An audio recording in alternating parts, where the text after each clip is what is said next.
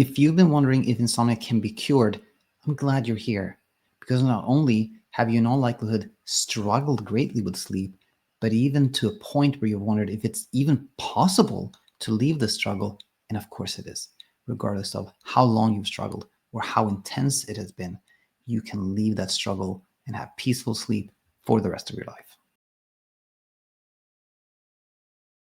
Hi, I'm Daniel. I'm a sleep physician turned sleep coach and educator, and I'm glad you're here because we're going to answer one of the most commonly asked questions about sleep and insomnia, which is, can insomnia be cured? And to make this logical and easy for us, we're going to break this talk up into 3 sections. Firstly, we're going to look at the problem with the question.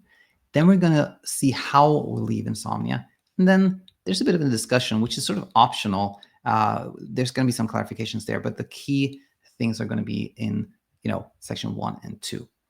And let's start with section 1 here, the problem with the question of whether insomnia can be cured. When we use the word cure, we're already in the mind space. We're thinking that there exists a disease for which there is a cure.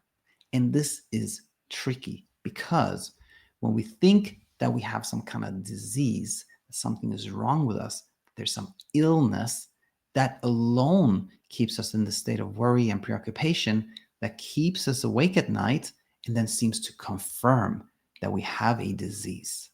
That makes us look even more for the cure. And that is also tricky because sleep is an effortless and passive process. If you talk to anyone in your life who sleeps really well and ask them what they do, they'll go, I don't know. Sleep happens automatically when we're not trying to achieve it. But when we think that we have a disease and we require a cure for said disease, we're going to be trying remedies. We're going to be trying supplements. We're going to be trying medications. We're going to be trying blackout curtains. We're going to try to perfect our sleep hygiene, all in an attempt to find the cure. But what we're doing now is introducing effort into this effortless system, which also then keeps us from sleeping well. So the tricky thing here is that, again, when we think there is a disease that keeps us awake, and that seems to confirm that there is a disease, and that keeps us struggling with sleep. So this leads us to the question of like, okay, so if insomnia is not a disease, then what is it? In fact, insomnia is a self-perpetuating struggle that is rooted in our brain mislabeling being awake at night as a threat. To clarify that, let me give an example. We're going to have become a parent for the first time, or we're moving, or we're concerned about something in our lives, and we're a little bit stressed, and that keeps us more vigilant, typical and normal, because we want to be more vigilant when something's going on.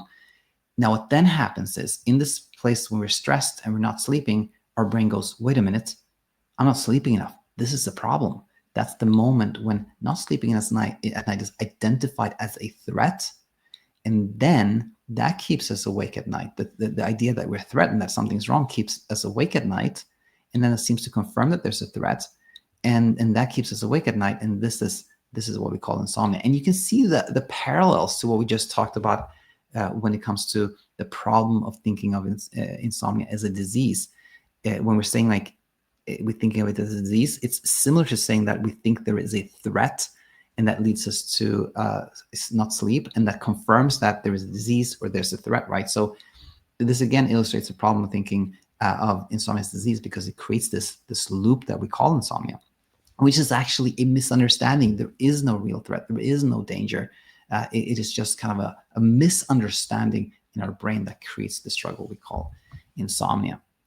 And you might have picked up on something in this video, which is that I've not said that the answer to the question, is there a cure for insomnia, is yes, because then in a way you're kind of confirming that there is a cure, which indicates that there is a disease. No, that's why I'm saying, I'm not saying, yes, there's a cure for insomnia. I'm saying like, if you have insomnia, regardless of how long and how intense it has been, you can leave that struggle, which leads us to section 2, which is, about leaving the struggle and how we do that.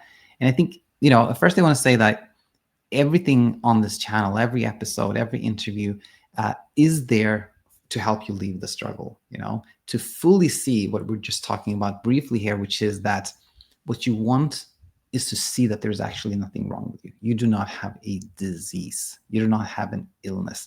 The only thing that's happened is that your brain has made this like innocent mistake in its attempt to help you of identifying not sleeping as a threat, as a problem, as something that needs fixing. That's all that's happened. And we see this, when we see that nothing is wrong with you, your brain has just been a little bit confused, then you also see that there is nothing that needs fixing. There's no intervention needed, right? It is in fact the intervention that has kept you from sleeping well. And when this happens, when you're no longer worried and you're no longer attempting to get sleep, peaceful sleep just comes to you. Start to sleep really well, without any cure, without any intervention. And that is a wonderful, wonderful thing. Now, if you just wanted to have the answer to this question presented to you, that's all. But I want to add a little bit of discussion here. I learned something today as I was preparing for this episode, and it was in reviewing the ICD definition of insomnia.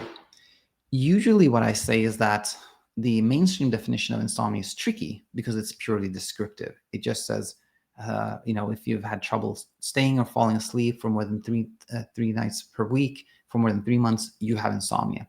And I think it is true that it is tricky because the mainstream definition, including the one in ICD, in the ICD system, does not explain to us what insomnia is. But it does actually separate what's called sleep disruption from insomnia.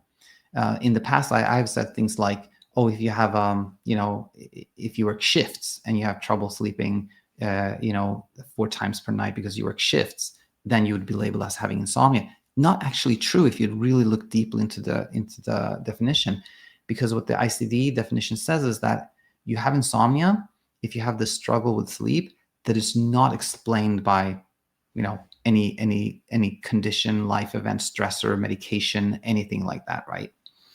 So the definition actually does a good job of separating sleep disruption from insomnia. So for example, if you've had a struggle with sleep, that's because you are worried about something else in your life. If you've been concerned, worried about something in your life, and therefore you've been not sleeping well, that's not insomnia. That's actually sleep disruption secondary to the anxiety. Or if you have a medical condition, if you have heart failure or osteoarthritis or something like that, and that's been keeping you from sleeping well, that's not insomnia. That's a sleep disruption, according to how we view insomnia, and actually according to the mainstream definition. So I think that's something that I wanted to clarify. But there's still something missing in the ICD classification, which is this, like the explanation of what is insomnia. The ICD definition can make it sound like something is off, because it essentially says, oh, if you're struggling with sleep and that is not because you have some other like inner struggle like depression or anxiety, you do not have a medical condition, it's not a side effect, that's insomnia. But it leaves like the key element out, which is explaining like what is insomnia, and it is actually this misunderstanding that we talked about here. But with that said, I think we've covered everything. We looked at the mainstream definition, our definition, how everything fits in, and how you leave the struggle with insomnia for the rest of your life. Hope this brought a lot of value to you, and look forward to seeing you in the next one. Hi, it's me, Coach Daniel, and I hope that you found a ton of value in the video that you just saw. Now, if somebody would ask me, hey, Daniel, what do you think would really help somebody who has tuned in to a lot of the videos, who understands a lot, but who's just not seeing things change for them? I would say contextualization, discourse, to talk to somebody who understands what you've been going through, that you can ask questions to, get a reply, ask a follow-up question, get another reply, etc. That conversation so often starts to clarify things and really kickstarts your journey towards peaceful sleep. And one way you can have such a conversation is by booking a call with one of our coaches.